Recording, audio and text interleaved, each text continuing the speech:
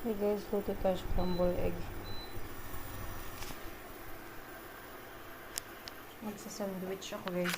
Papalaman natin yan ng itlog at iba pang mga ingredients mamaya. Init na apoy natin, lagyan na natin yung ating onions. Onions ko na galing sa garden to guys. Galing garden ha. Kala nyo guys ha. Meron din tayo ditong garden. Kahit sa ibang bansa tayo.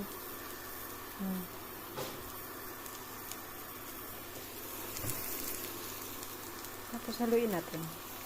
Malapit na mag-brown. Lagay ng itlog.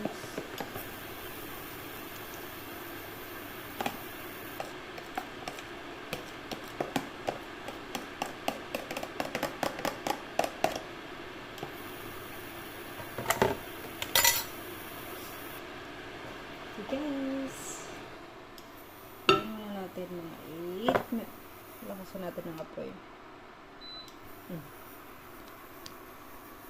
Thank you for watching guys. Bye. Bye.